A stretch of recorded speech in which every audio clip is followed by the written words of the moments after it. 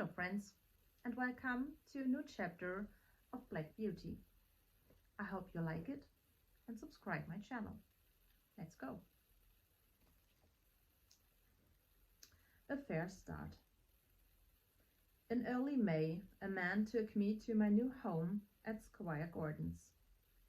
The barn I was taking to was very roomy. I was placed in the first box since the other 3 stalls were smaller. It was called a loose box, because the horse that was put into was not tied up. The man gave me some nice oats, patted me, spoke kindly, and went away. I looked in the stall next to mine, where a little fat grey pony stood, and said, "How do you do? What is your name?"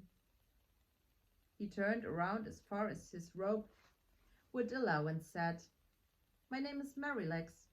Are you going to live next door to me?" "Yes," I said. "Well then," he said, "I hope you have a good temper. I do not like anyone next door who bites." Just then a tall chestnut mare, a beautiful brown horse, spoke to me. "So you're the colt that's made me leave my home." "I'm sorry," I said, "but I had nothing to do with that. A man brought me here. I've never had a fight before, and I don't want to start one now." "Well," she said, "we shall see." I said nothing back to her. In the afternoon the mare went out, and Merrylegs told me all about her. Ginger has a bad habit of biting. One day she bit James in the arm. Miss Flora and Miss Jessie, the ones who ride me and love me so much, used to bring me apples and carrots. Now I hope they will come again, if you don't bite. I told Merrylegs I never bite, and I couldn't think of why Ginger would do such a thing. "Well," she says, "she bites because no one was ever kind to her.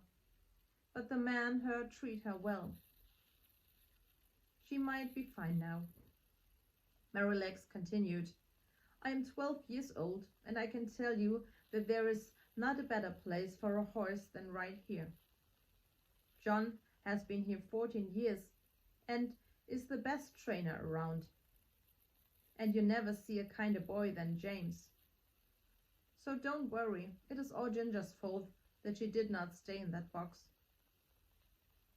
In the cottage near the stables lived John Manley, our coachman.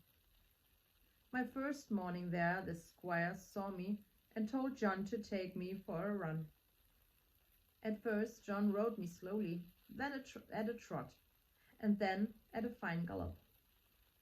When we met up with the squire and his wife, our master asked, "Well, John, how does he go?" "He is as quick as a deer. With the lightest touch of the reins he goes." We went near where they were shooting rabbits. At the sound of guns he was steady. It's my guess that he was not frightened or hit when he was young. The next day the squire took me for a run. When we returned he said he never met a more pleasant animal. "What shall we call him?" he asked his wife. "I don't know," she said.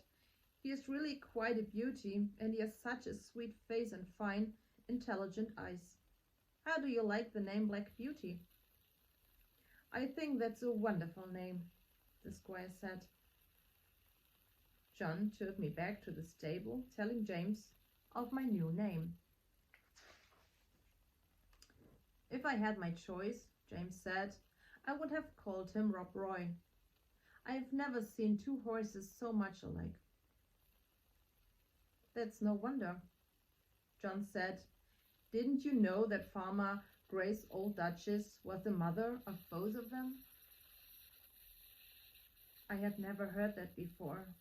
I knew that Rob Roy, the horse that was killed at that hunt, was my brother. No wonder my mother was so upset. A few days after this, I went out with Ginger in the carriage.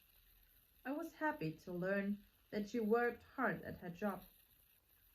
She did her fair share, making our trips very enjoyable.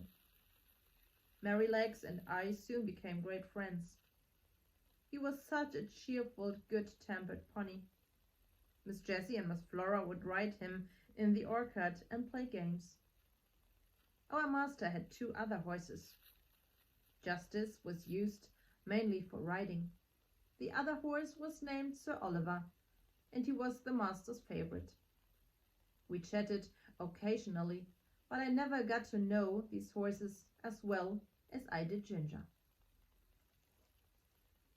I hope you liked it and subscribe my channel.